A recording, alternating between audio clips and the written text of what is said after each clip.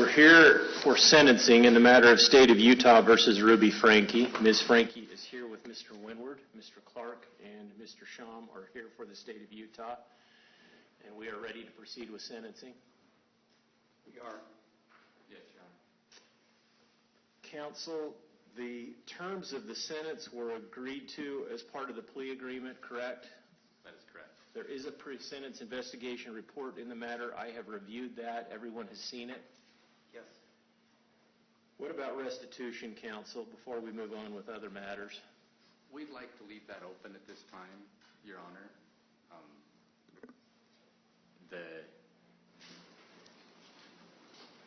I can get into that. I might be more comfortable if we approach to get into that.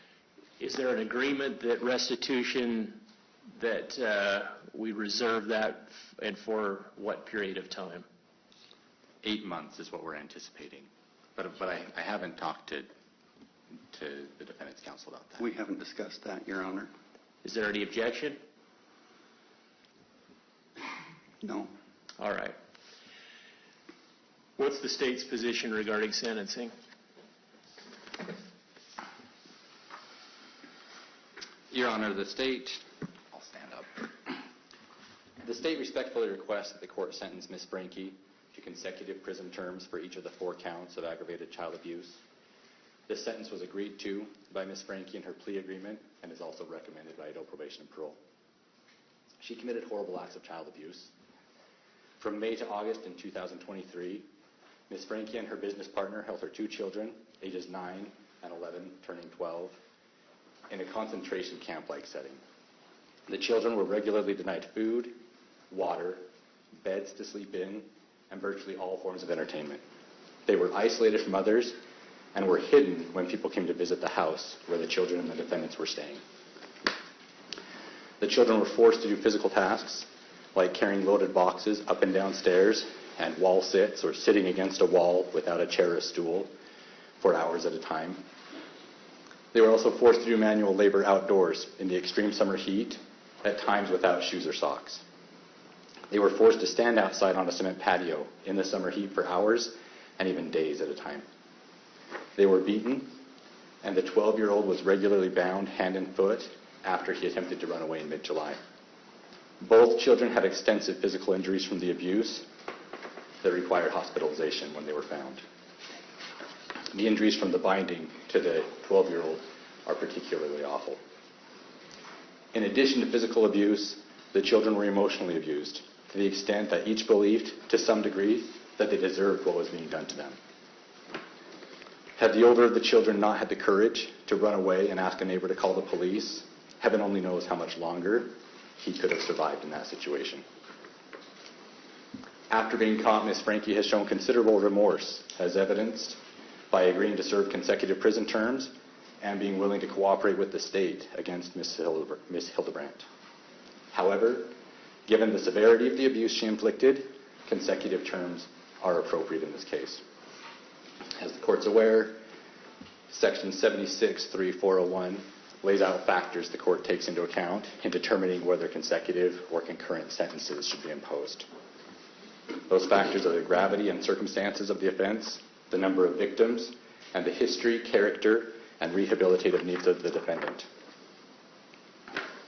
As agreed to in the plea agreement and as recommended by adult probation and parole, consecutive sentences are appropriate. This is due to the severity of the abuse to both victims. It could be argued that Ms. Franke should receive a lesser sentence than Ms. Hildebrandt because of her remorse and willingness to cooperate with the state. However, the Board of Pardons and Parole will have broad latitude and will be able to take those facts into account when it determines how long each of the co-defendants will remain incarcerated.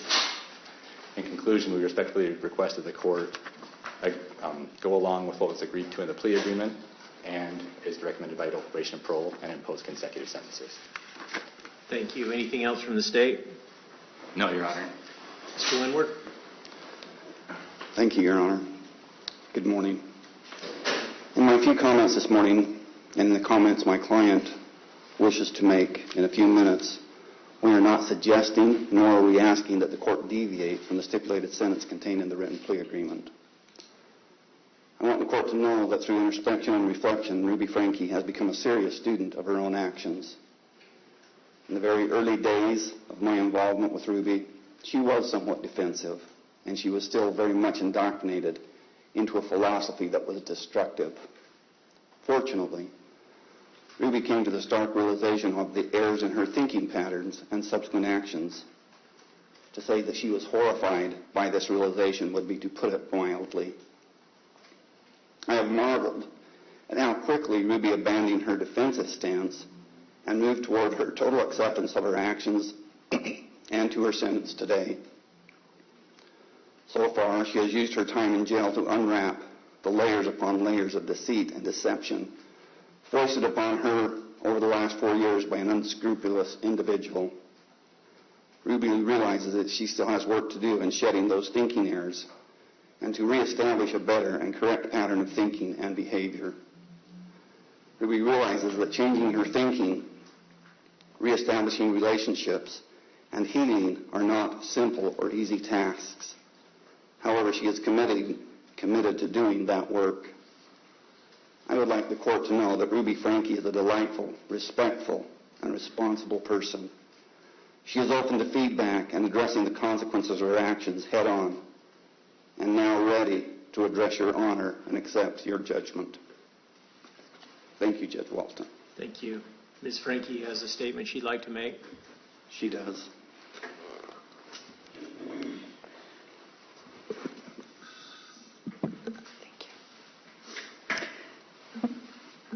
Judge Walt. You don't have to bend down. Okay. Thank you.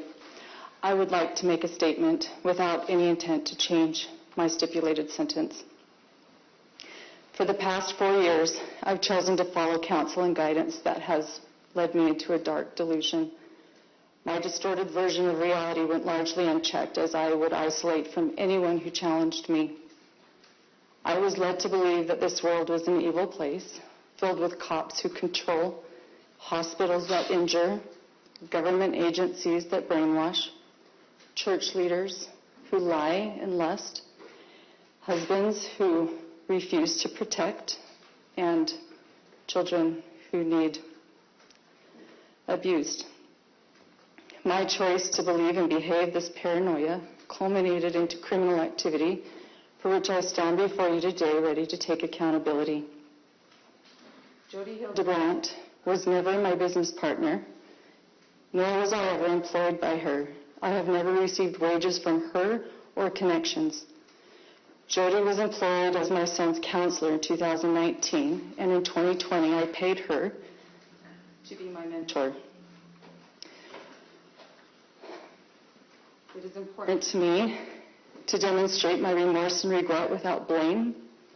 I take full accountability for my choices, and it is my preference that I serve a prison sentence.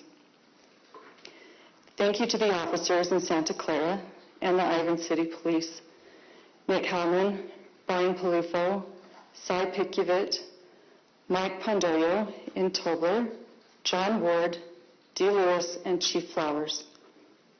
You were the angels who came and saved my children. I especially want to thank Detective Jay Bate. She plucked me out of a situation I didn't know how to get out of.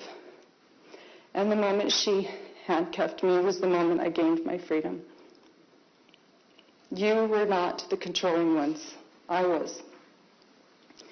Thank you to the medical staff at Intermountain Hospital. Your skill, tenderness, and professionalism helped heal my children. Jody and I inflicted the injuries, not the hospital. Thank you to DCFS, the Children's Justice Center, Judge Basil, and other key adults. You've gathered my children under your wing and offered them love, compassion, encouragement. You were not the ones who were doing the brainwashing. Thank you to my Bishop Tom Hawks and my state president Jim Nelson for reminding me of the Lord's love for the lost. So much pain and suffering would have been avoided had I followed and heeded your counsel. I was the one who was deceived, not you. Thank you to the Washington County Prosecutor's Office, Ryan Sham, the legal assistants and discovery clerks. Eric Clark, You exemplified to me how justice and mercy are meant to coexist. My charges are just. They offer safety to my family, accountability to the public, and they did show mercy to me. Thank you to my attorney, Lamar Windward, and his staff. I would not be where I am today without them. Thank you to Randy Kester for your limitless energy in healing my family. My dear friends, Pam and Roy, I'm so sorry for letting you down. Because of your association with me, your innocence was called into question. My mother-in-law, father-in-law, Kevin's family, my cousins, aunts, uncles, nieces, nephews, and neighbors, you all saw the warning signs long before I did, and you did what you could. You wanted to help, but I pushed you away. My mother and father, I have been utterly wretched to you. You have offered me unconditional love, and for that I have offered you unconditional contempt. My siblings and their spouses, because of my decision to roll around in a pigsty, I've dragged your families through the mud in public. Yet, when I desired to return as the prodigal sister, unlike the prodigal's brother in the Bible, you synced step with my parents and ran out to greet me. Your capacity to love is unprecedented. Kevin, my husband of more than 23 years, you are the love of my life. I'm so sorry to leave to you to finish what we both started together. The ending of our marriage is a tragedy.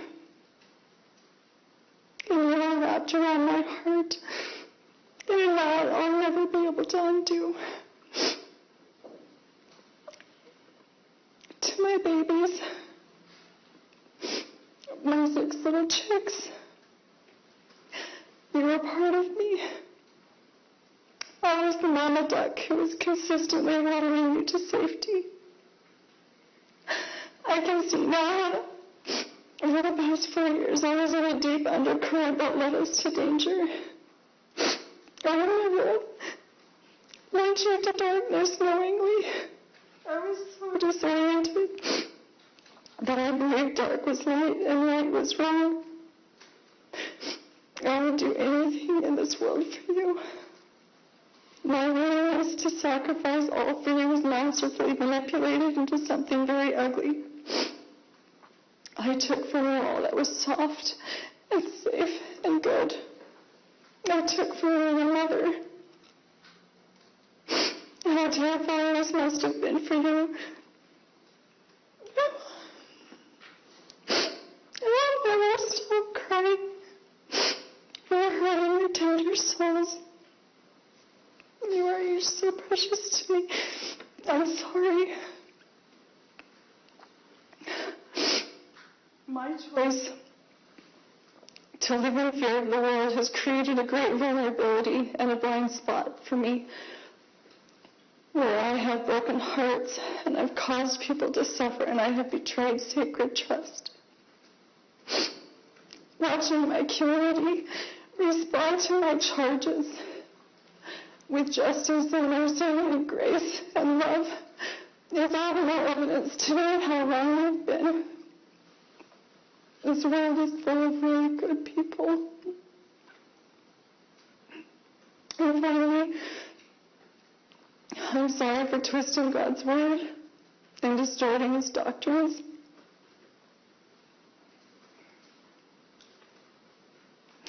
My greatest desire is to stand in his court someday spotless and confident. And Judge Walton, I know that standing before you today is a necessary step towards that end.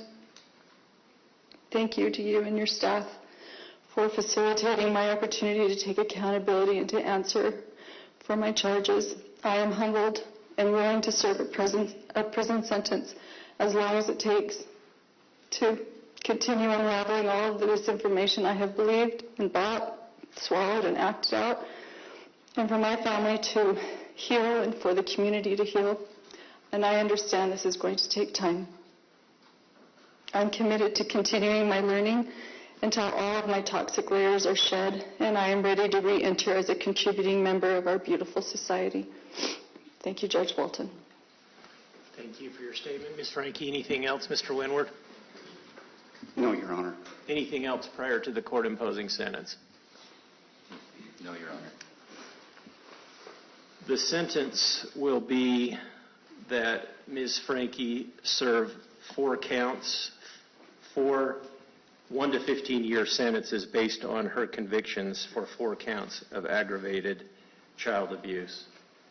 Again, they will be served consecutively pursuant to the parties' agreement and the applicable statute. Under the applicable statute, the court finds that consecutive sentences are appropriate. Ms. Franke, the last thing I do need to tell you is that you have only 30 days to file or to perfect an appeal of any errors of the court by filing a written notice of appeal with the clerk of the court. If you don't do that within 30 days, you will lose your right to appeal. You also have the right to the assistance of an attorney on appeal and to have one appointed if you cannot afford to hire your own. Restitution, as agreed by the parties, will remain open for a period of 8 months. Any of the parties can bring that matter back before the court within that period of time. Anything else? No, Your Honor. Thank you. Thank you. The next matter before the court is State of Utah versus Hildebrandt, case 231501763.